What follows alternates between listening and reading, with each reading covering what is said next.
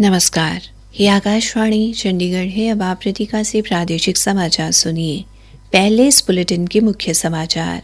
वर्ष 2025 भारत की विकास यात्रा में एक निर्णायक कालखंड रहा। प्रधानमंत्री नरेंद्र मोदी एक विश्वसनीय नेता के रूप में उभरे। श्री मोदी ने आज वाराणसी में राष्ट्रीय वॉलीबॉल टूर्नामेंट का उद्घाटन किया। प्रधानमंत्री ने कहा, उनकी सरकार ने खेल क्षेत्र में कई सुधार किए हैं। केंद्रीय ग्रामीण विकास मंत्री शिवराज सिंह चौहान ने कहा, कांग्रेस विकसित भारत जी राम जी कानून को लेकर जनता को गुमराह कर रही है। हरियाणा के मुख्यमंत्री नायब सिंह ने कहा, वर्ष 2027 में भाजपा पंजाब में सरकार बनाकर इसे देश का अग्रणी राज्य बनाएगी। और मौसम विभाग ने हरियाणा और चंडीगढ़ में अगले 2 दिनों तक कुछ स्थानों पर अत्यंत घना कोहरा पड़ने की संभावना जताई। अब समाचार विस्तार से। वर्ष 2025 भारत की विकास यात्रा में एक निर्णायक कालखंड रहा। प्रधानमंत्री नरेंद्र मोदी के मजबूत इरादों ने हर क्षेत्र में सार्थक परिणाम दिए। देश की प्रगति में सरकार द्वारा बनाई नीतियों का उल्लेखनीय योगदान रहा। वर्ष 2025 ऐसा वर्ष रहा जब विश्व ने प्रधानमंत्री नरेंद्र मोदी को एक आदर्श नेता के रूप में देखा। देश के भीतर भी मजबूत आर्थिक नेतृत्व और आत्मविश्वास से भरी विदेश कूटनीति के चलते प्रधानमंत्री नरेंद्र मोदी एक स्थिर और विश्वसनीय नेता के रूप में उभर के सामने आए। स्वच्छता से डिजिटल पेमेंट तक और एक पेड़ माँ के नाम से लेकर विकसित भारत के अभियान तक हम इसलिए प्रगति कर रहे हैं क्योंकि देश का हर एक जन, हर एक वर्ग, हर प्रांत एक सामूहिक चेतना से, इंडिया फर्स्ट की भावना से देश के लिए काम कर रहा है। जब अमेरिकी राष्ट्रपति डोनाल्ड ट्रंप के नेतृत्व में अमेरिका ने भारत से जाने वाले उत्पादों पर शुल्क बढ़ाए, तब प्रधानमंत्री नरेंद्र मोदी के राष्ट्र प्रथम रुख ने यह स्पष्ट कर दिया कि भारत अब बाहरी दबाव को स्वीकार नहीं करेगा। इस वर्ष प्रधानमंत्री नरेंद्र मोदी ने ऑपरेशन सिंदूर से राष्ट्रीय सुरक्षा के क्षेत्र में आतंकवाद के खिलाफ नई नीति को भी स्पष्ट किया। प्रधानमंत्री नरेंद्र मोदी ने कहा है कि वर्ष 2014 के बाद खेलों में भारत का प्रदर्शन लगातार बेहतर हुआ है। आज वाराणसी में राष्ट्रीय वॉलीबॉल टूर्नामेंट का ऑनलाइन उद्घाटन करते हुए श्री मोदी ने कहा कि उनकी सरकार ने खेल क्षेत्र में कई सुधार किए हैं, जिनमें राष्ट्रीय खेल प्रशासन अधिनियम और खेलो इंडिया नीति शामिल है। प्रधानमंत्री ने कहा कि देश का खेल मॉडल खिलाड़ियों के अनुकूल है और इसलिए गत वर्षों में खेलों में हम सफल रहे हैं। श्री मोदी ने कहा कि भारत 2036 में ओलंपिक खेलों की मेजबानी का प्रबल दावेदार है। 2014 के बाद से अलग अलग खेलों में भारत का प्रदर्शन लगातार बेहतर हुआ है। हमें बहुत गर्व होता है जब जैन जी को खेल के मैदान पर तिरंगा फहराते देखते हैं। बीते दशक में स्पोर्ट्स को लेकर सरकार और समाज दोनों की ही सोच में बदलाव दिख रहा है। सरकार ने स्पोर्ट्स का बजट काफी ज्यादा बढ़ा दिया है। आज भारत का खेल मॉडल एथलीट सेंट्रिक हो गया है। 2030 के कॉमनवेल्थ गेम्स भी भारत में ही होने जा रहे हैं। भारत पूरी मजबूती से 2036 ओलंपिक की मेजबानी के लिए भी तैयारी कर रहा है। उन्होंने कहा कि अब भारत में खेलों का बुनियादी ढांचा भी मजबूत हो रहा है। श्री मोदी ने कहा कि भारत को अपने युवा खिलाड़ियों पर गर्व है जो देश का नाम रोशन कर रहे हैं। राष्ट्रीय वॉलीबॉल टूर्नामेंट 11 जनवरी तक चलेगा। इसमें देश भर के 1000 से अधिक खिलाड़ी हिस्सा ले रहे हैं। केंद्रीय ग्रामीण विकास मंत्री शिवराज सिंह चौहान ने कहा कि कांग्रेस विकसित भारत रोजगार और आजीविका गारंटी मिशन ग्रामीण जी राम जी कानून को लेकर जनता को गुमराह कर रही है। आज नई दिल्ली में संवाददाताओं से उन्होंने कहा कि मनरेगा भ्रष्टाचार का एक पर्याय बन गई थी। श्रमिकों का शोषण किया जा रहा था। विकसित भारत जी राम जी योजना एक बहुत बड़ा रिफॉर्म है, जिसमें भ्रष्टाचार को जड़ से समाप्त करके नई टेक्नोलॉजी का इस्तेमाल करके केवल मजदूरों का हितों को सुरक्षित किया गया है और विकास सुनिश्चित किया गया। मेरी कांग्रेस से अपील है कि वो भ्रम न फैलाए, झूठ न फैलाए, बल्कि इस योजना को बेहतर बनाने के लिए धन्यवाद दे। श्री चौहान ने कहा कि विशाल बजट के बावजूद मनरेगा ने किसी स्थायी संपत्ति सृजन या गांव के दीर्घकालिक विकास को बढ़ावा नहीं दिया। उन्होंने कहा कि नए अधिनियम से श्रमिकों की आर्थिक स्थिति बेहतर होगी और वे गांव में सार्थक योगदान भी दे सकेंगे।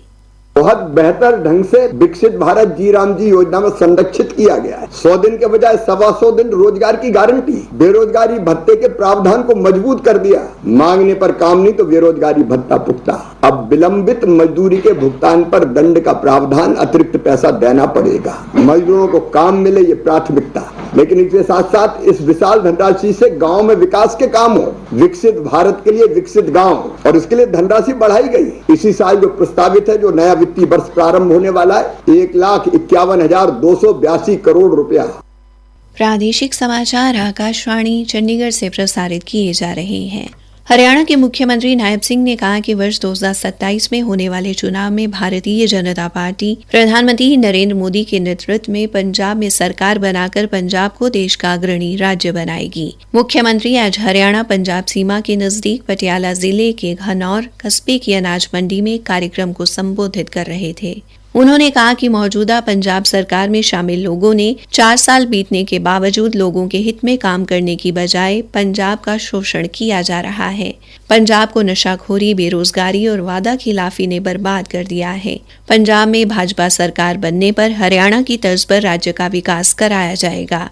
उन्होंने कहा कि एक समय में हरियाणा में कहा जाता था कि भारतीय जनता पार्टी का माहौल नहीं है। वर्ष 2014 के बाद ऐसा समय आया, आज वहां लगातार तीसरी बार भाजपा की सरकार है। इसी तर्ज पर पंजाब में भी भाजपा की सरकार बनेगी। श्री नायब सिंह ने कहा कि कांग्रेस पर भ्रष्टाचार के आरोप लगे थे, लेकिन वर्तमान पंजाब सरकार ने तो कांग्रेस को भी पीछे छोड़ दिया है। इनके मंत्री जेल में हैं। उन्होंने पंजाब के आम आदमी का पैसा लूटा है। पंजाब के लोग इनसे तंग आ चुके हैं। वर्ष 2027 में पंजाब भाजपा के साथ होगा। जनसभा को हरियाणा के पूर्व मंत्री असीम गोयल, पंजाब की पूर्व मंत्री महारानी परनीत कौर, पंजाब भाजपा के उपाध्यक्ष विक्रमजीत सिंह चीमा व सभा के आयोजक विकास शर्मा ने भी संबोधित किया। कैबिनेट मंत्री श्याम सिंह राणा और कृष्ण बेदी ने आज कुरुक्षेत्र के महर्षि वाल्मीकि आश्रम के परिसर में बनने वाले लंगर हॉल का शिलान्यास किया। कैबिनेट मंत्री श्याम सिंह राणा ने कुरुक्षेत्र महर्षि वाल्मीकि सभा द्वारा उनके सम्मान में आयोजित समारोह को संबोधित करते हुए कहा कि महर्षि वाल्मीकि का जीवन त्याग, तपस्या और सामाजिक समरसता का अनुपम उदाहरण है। उन्होंने कहा कि महर्षि वाल्मीकि ने अपने जीवन से ये संदेश दिया कि व्यक्ति अपने कर्म, तप और सद्भावना से समाज को नई दिशा दे सकता है। मंत्री ने कहा कि महर्षि वाल्मीकि जी केवल वाल्मीकि समाज के ही नहीं बल्कि पूरे राष्ट्र के मार्गदर्शक हैं। उन्होंने रामायण जैसे महान ग्रंथ की रचना कर मानवता, मर्यादा, सत्य और धर्म का मार्ग दिखाया। कार्यक्रम को संबोधित करते हुए कैबिनेट मंत्री कृष्ण बेदी ने कहा, आज इस आश्रम कमेटी का बहुत बहुत आभारी हूँ कि एक बड़ी सोच लेकर एक भव्य स्वरूप देने के लिए इस आश्रम को और मंदिर को ये लोग लगे हुए हैं। और हमारा सबसे पुराना छात्रावास कुरुक्षेत्र में यदि कोई चलता है तो वाल्मीकि आश्रम का चलता है। जितने बच्चे यहाँ से मेहनत करके पढ़ के जा रहे हैं, गरीब समाज के, कुछ कमजोर वर्ग के, हमारी सरकार उनको रोजगार दे रही है। और आज वाल्मीकि समाज ने, एक देश के माननीय प्रधानमंत्री जी ने जो 1 नेशन 1 इलेक्शन की जो शुरुआत की थी, उसका एक हस्ताक्षर अभियान यहाँ वाल्मीकि आश्रम से श्याम सिंह राणा जी के मौजूदगी में शुरुआत की है। यहाँ से हम पूरा समाज का समर्थन लेकर पूरे देश भर में जाएंगे और मोदी जी के अभियान को आगे बढ़ाने का काम करेंगे। दोनों मंत्रियों ने वाल्मीकि मंदिर में विधिवत पूजा अर्चना भी की और लंगर हॉल के निर्माण के लिए 11-11 लाख रुपए की आर्थिक सहायता देने की घोषणा की। मौसम विभाग ने अगले 2 दिनों तक चंडीगढ़, पंचकुला, अंबाला, यमुनानगर, कुरुक्षेत्र, कैथल, करनाल, सोनीपत और पानीपत सहित कुछ स्थानों पर अत्यंत घना कोहरा पड़ने की संभावना जताई है। उसके बाद 10 जनवरी तक घना कोहरा पड़ने का अनुमान है। आज भी करनाल में अत्यंत घना कोहरा देखने को मिला। राज्य में अधिकतम तापमान सिरसा में 18.6 डिग्री सेल्सियस और न्यूनतम तापमान नारनौल में 4.5 डिग्री सेल्सियस दर्ज किया गया। मौसम विभाग के अनुसार अगले 48 घंटों में न्यूनतम तापमान में 2 से 3 डिग्री की गिरावट आएगी और उसके बाद कोई बड़ा बदलाव नहीं होगा। मौसम शुष्क रहने की संभावना है। अंत में मुख्य समाचार एक बार फिर। वर्ष 2025 भारत की विकास यात्रा में एक निर्णायक कालखंड रहा। प्रधानमंत्री नरेंद्र मोदी एक विश्वसनीय नेता के रूप में उभरे। श्री मोदी ने आज वाराणसी में राष्ट्रीय वॉलीबॉल टूर्नामेंट का उद्घाटन किया। प्रधानमंत्री ने कहा उनकी सरकार ने खेल क्षेत्र में कई सुधार किए हैं। केंद्रीय ग्रामीण विकास मंत्री शिवराज सिंह चौहान ने कहा कांग्रेस विकसित भारत जी राम जी कानून को लेकर जनता को गुमराह कर रही है। हरियाणा के मुख्यमंत्री नायब सिंह ने कहा, वर्ष 2027 में भाजपा पंजाब में सरकार बनाकर इसे देश का अग्रणी राज्य बनाएगी। और मौसम विभाग ने हरियाणा और चंडीगढ़ में अगले 2 दिनों तक कुछ स्थानों पर अत्यंत घना कोहरा पड़ने की संभावना जताई। इसी के साथ ये समाचार बुलेटिन समाप्त हुआ।